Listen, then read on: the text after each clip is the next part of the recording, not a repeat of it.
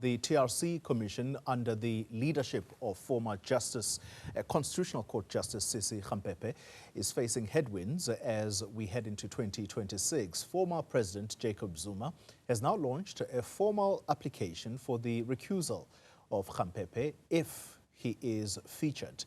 This follows similar pushback from former President Thabo Mbeki and 4 others. Let's get some reaction now on this story, and we're joined by the Commission's spokesperson, Lionel Adendorf. Mr. Adendorf, good evening to you. Thank you very much for Always making the time. Nice being with you, colleague. Thank you. Let's start with whether former President Jacob Zuma will indeed be called before the Commission. Colleague, that's a very important question given the application, but there are a few points that are more important, and I think we need to make it. One, the TRC cases inquiry under the leadership of Justice Sisi Khampepe, JP Franz Homo, and Advocate Andrea Gabriel are committed to the upholding of a full set of rights of all the interested and affected parties that have a business with the Commission. That means we will protect and promote and defend their right to make applications, and whether it is objections. And so part of that means then that we will unfortunately not ventilate any of these matters in public.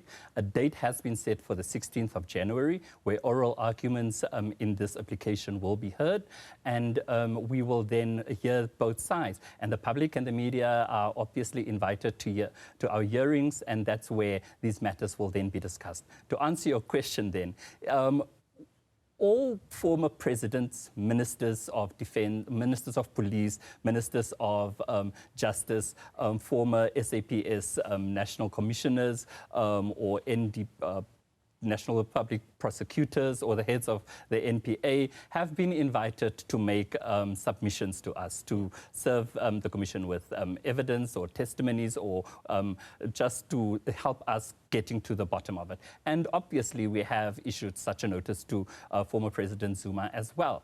And to answer your question, yes, we do expect that all former presidents and ministers will make submissions to the Commission, and if the commissioners find it necessary to invite any of them to make oral presentations or to provide evidence at our hearings, then they would obviously come and appear before us. All right. So in a way, it helps us take this conversation forward then, because if the expectation could be from the Commission side that former President Zuma and indeed former President Mbeki go and give testimony before the Commission, therefore we are therefore going to have to entertain what they are saying. And what former President Zuma raises strongly here is a conflict of interest, in that the former Constitutional Court Justice, who is chair of this commission, Sisi Khampepe, served as a member of the TRC Amnesty Committee. Add to that, she was the deputy to the former head of the NPA at that time, who was Bulelani Ngcuka. Another allegation is that she is being accused by former President Zuma of engaging in misconduct. This is in relation to the recent recusal application against the evidence leader of the Commission, Advocate Ishmael Semenya, who is essentially the evidence leader of this commission. And quite clearly, what the issue there is that former President Zuma charges that she, the Justice Khampepe, gave some kind of advice to Semenya and his lawyer, Advocate Vasoni, in order to defeat this recusal application. How does the Commission respond to these allegations? Let's separate the two issues then. One is President Zuma has been asked to, if any information that can help us determining or can advance our terms of reference. He has done that. At some point in the future, the commissioners will determine whether his documentary evidence is enough or whether we will call him to the stand. The other one that you are dealing with is this application from former President Zuma for the recusal of our chairperson. And that hearing will take place on the 16th of January. January, next week Friday, and that is then when the two parties will then make their oral arguments to us. And then our commissioners will then take some time to consider what was being said, what was brought before them, and then make a decision. But I also want to say this, that Justice Khampepe has an illustrious, a wonderful record of activism in South Africa. She has contributed immensely to our constitutional democracy, and it is something that is well documented. She has not shied away from any of these major responsibilities as a mother, as a woman, and as a jurist. And it is a record that she is obviously very, very proud of. Yeah. And so all of these parties knew about her involvement, an involvement, as I said, that she is very, very proud of.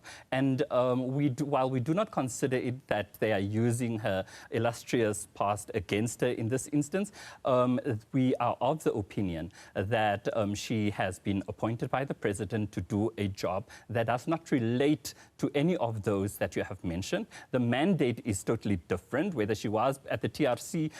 This is simply, our job is simply to find out why it is that cases that were referred to the police for investigation or the NPA for prosecution by the Amnesty Commission has not gone to court or has not been investigated. That's a different scenario, a different milieu, a different era, and that is what this commission is fixated on.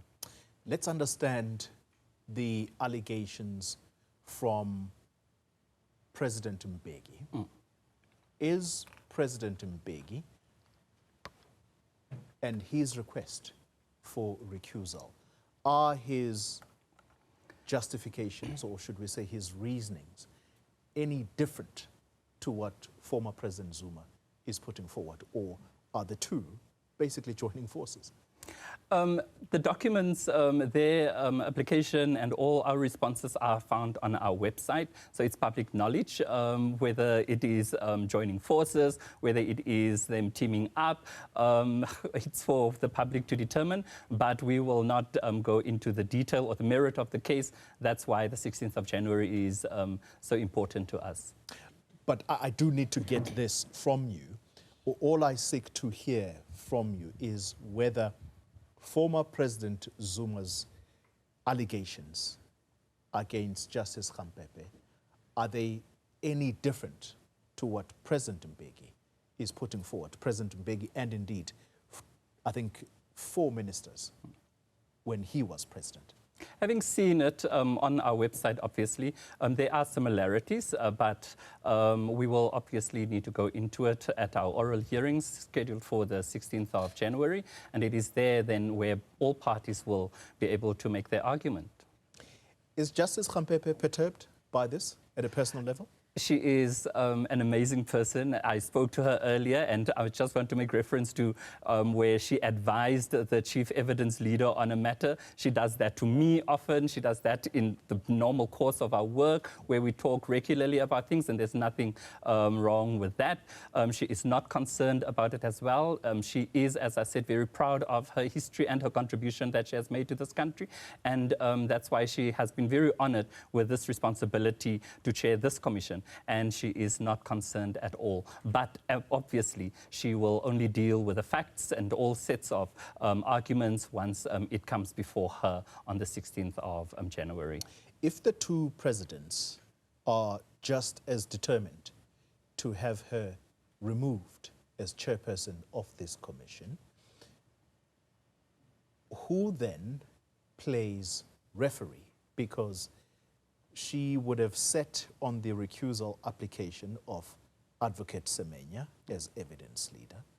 She presided over that, and that was dismissed. Does she sit on her own recusal application?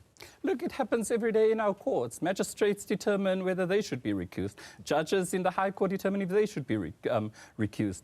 So it's not an anomaly or something new. She has done that in her previous life before, where such applications came to her. But we don't think that it is something to be concerned about. As I said, she has not seen, or no oral evidence has been tabled in front of her. We will await that date, and then the commissioners will need to decide. But I also want to make this point, that any of our commissioners did not appoint themselves. They were appointed by the President, who knew their histories, who knew their roles, the roles that they've played, and their involvement in our constitutional democracy. And we need to rely on his wisdom that he made the right decision when he made her chair. Final question to you, and it's to do with this very recusal application against her. You're quite correct in that it's nothing we've not seen before. I think memory sometimes can be short. Yeah.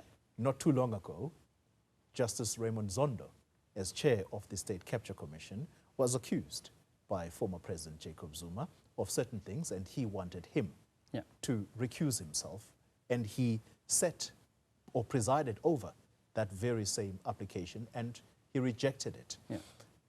What I want to ask of you is whether Justice Khampepe is as determined to stay as chair of the commission. When I spoke to Justice earlier, there was no determination to stay.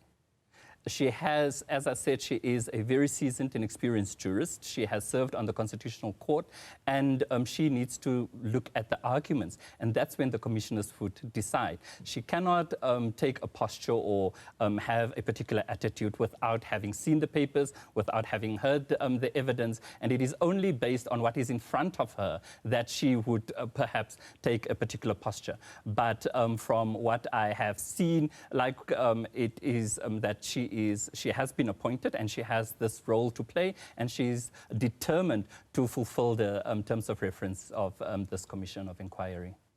Lionel Adendorf, thank you very much for your time tonight.